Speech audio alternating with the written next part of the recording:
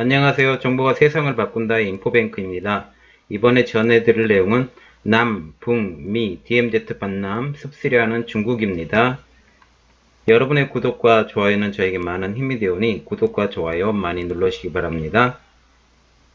그러면 시작해 보겠습니다. 주제입니다. 남, 북미, DMZ 만남 습쓰려하는 중국입니다.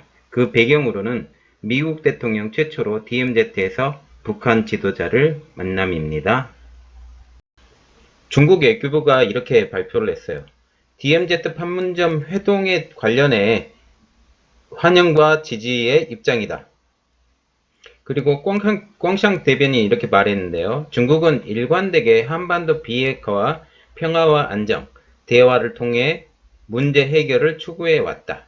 그리고 시진핑 중국 주석의 성공적인 방북으로 한반도 문제 정치적 해결 프로세스를 위한 동력이 마련됐다. 여기서 여기 꽝샹 대변인 말한 거에서 그 시주석이 북한 방문이 이번에 원동력이 된 것은 제가 맞다고 생각합니다. 이번에 중국이 북한을 방문하지 않았으면 이 방문의 시기가 더 늦어졌을 거라고 저는 개인적으로 생각하고요. 그렇지만 시주석이 만났기 때문에 그 영향력을 없애야 되거든요. 영향력을 없애야 되기 때문에 그 영향력을 다운시키기 위해서 이번에 만났다라는 게 제 개인적인 생각입니다. 그리고 이번 중국 외교부 발언의 의미에 대해서 한번 보겠는데요. 한반도 비핵화를 위한 북미 간의 대화에 중국은 환영과 지지를 한다. 이 모든 것이 시 주석의 방북 성과로 연결짓겠다는 것이 이 외교부 발언의 의미입니다. 그리고 중국이 특히 걱정하는 게 있어요. 남북미 정상이 DMZ에서 만나 중국이 소외된 것으로 보이는 구도에 대해서 우려하고 있어요. 그렇게 되면 뭐가 되냐면 중국은 북한에 영향력을 끼칠 수 없는 나라인 거에 대해서.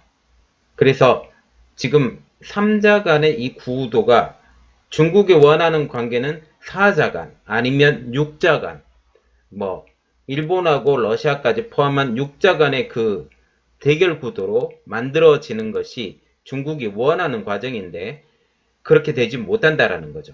그렇게 되면 나중에 어떤 일까지 벌어지냐면 중국이 북한에게 물자를 계속 대주는 그런 영향력이 생길 수도 있어요. 그러면 당연히 북한은 그냥 꾹덕꾹덕꾹덕 받아먹겠죠. 그런 현상이 일어나는지 안 일어나는지 한번 봐보겠습니다. 나중에. 그리고 중국도 중간에 역할을 했음도 강조를 했죠. 그리고 중국 관영 언론에서 이렇게 발표를 했어요. 판문점 회동에 긍정적인 평가를 내놓으면서도 한반도 문제 해결이 중국이 빠진 구도를 신중하게 볼 필요가 있다라는 목소리를 가졌는데 어떻게 발표를 했는지 보겠습니다. 한국시보하고 글로벌 타임즈 이곳에서 발표를 했는데요. 이번 회동은 즉흥적으로 이뤄진 이벤트 등 정교하게 계획된 만남이든 관계없이 북미 간의 대화 경색 국면 타개를 했다는 점에서는 긍정적인 역할을 한다 라고 말을 했고 두 정상 간 사이에 좋다고 해서 이 관계가 국가의 이익을 대체할 수는 없고 정치 간 이견을 해결하는 데에도 한계가 있다라고 말을 했습니다. 그래서 북한은 경제 발전이라는 새로운 전략 노선을 위해 제재 완화가 필요하다. 트럼프 대통령이 만약 모종의 제재 완화 조치를 발표했다면 이번 회동이 큰 선물이 됐겠지만 그렇지 않았다라고 부정적인 얘기를 했어요. 그런데 모든 사람이 생각하죠. 이번 만남을 가지고도 의미가 있었다. 왜 그러냐면 이번 만남이 없었다면 한정없이 늘어났기 때문에 물론 시진핑이 영향은 많이 줬다라는 게 개인적인 생각입니다. 그러면 이번 회담의 의의를 한번 보겠습니다. 모든 비핵화의 문제는 미국의 주도로 중국이 아닌 미국의 주도로 이루어진다라는 게 이번 만남의 핵심입니다. 그리고 중국이 끼어들 자리가 없다. 중국이 끼어들 자리 없고 이번 비핵화는 오로지 미국하고 북한만이 해결할 수 있다.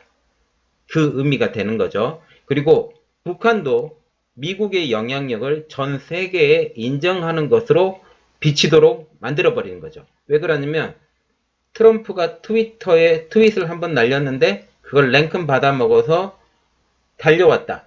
그러면 이것은 얼마나 북한에게 중요한 내용인가에 대해서 다른 사람에게 인지시켜버린다라는 거죠.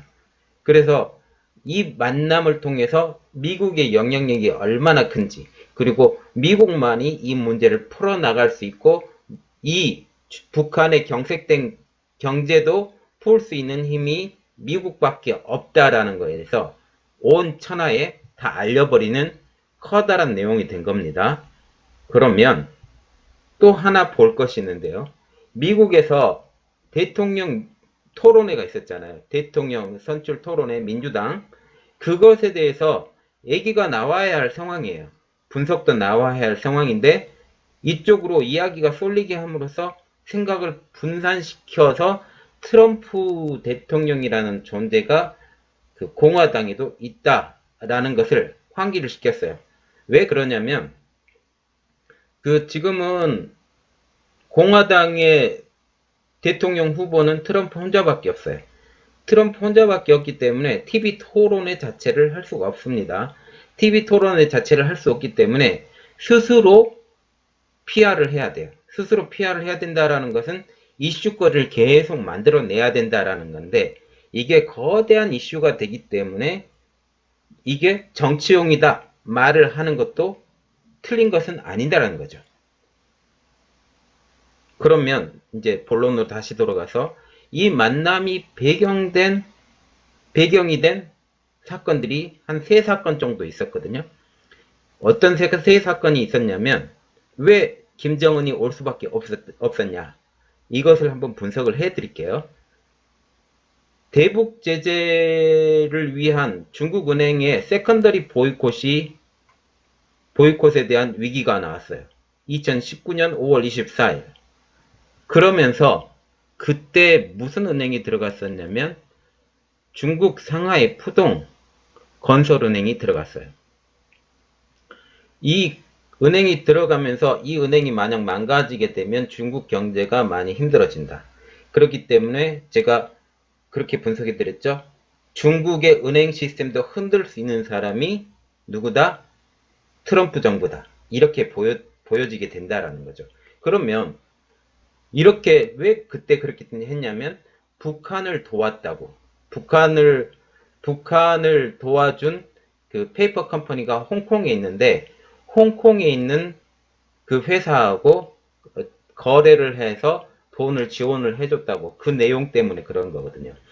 이게 2017년부터 진행된 사건인데 2년이 지나서 12개 은행을 추려서 지금 세 은행만 덜덜덜덜 떨어서 남았는데 이 세 은행에 대해서 보이콧의 위기가 온 거죠. 그리고 두 번째 내용은 미 상원 대북제재 강화 법안 블링크 액트에 대해서 의결을 했습니다. 그리고 세 번째로는 중국은행이 세컨더리 보이콧에 대해서 위험성을 느끼고 북한인 계좌도 폐쇄를 시작을 했어요. 2019년 3월 31일부터. 이 세 가지 사건 때문에 내가 안 가면 힘들어지겠구나.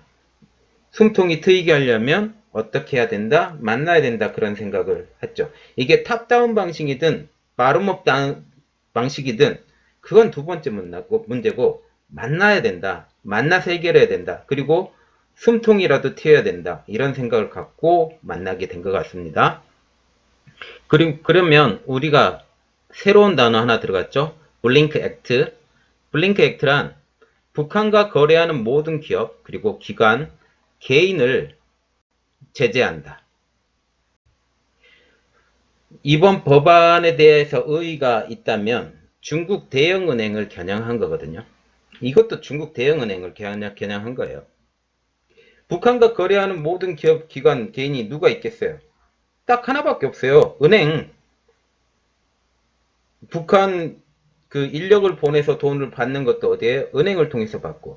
다른 모든 것도 은행을 통해서 받고, 물론 휴대폰 같은 경우는 북한에 들어갔던 것이 ZTE였고 저번에 ZTE가 제재를 받았죠.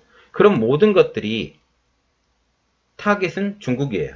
타겟은 중국이고 그 중에 중국 대형은행을 겨냥을 한 것이죠. 이런 모든 것들 때문에 트럼프가 오락에서 왔고, 그리고 중국은 지금 아무 소리도 못하게 있게 돼버린 거죠. 한번 상황을 보면 좋겠습니다. 그리고 중국의 압박은 지금보다 더 거세질 것이다. 그리고 또 다른 법안도 하나가 지금 7월 2일 오늘 날짜로 뭐 법안이 하나 더 통과가 됐다고 하는데, 그 법안을 제가 분석을 해서 나중에 올려드릴게요. 지금 만들면서 지금 나온 거라 아직 파악이 안 돼서 못 올려드립니다. 나중에 파악이 되면 또 올려드릴게요. 오늘 내용은 여기까지였고요. 저희 내용이 좋았다면 구독과 좋아요 많이 눌러주세요. 감사합니다.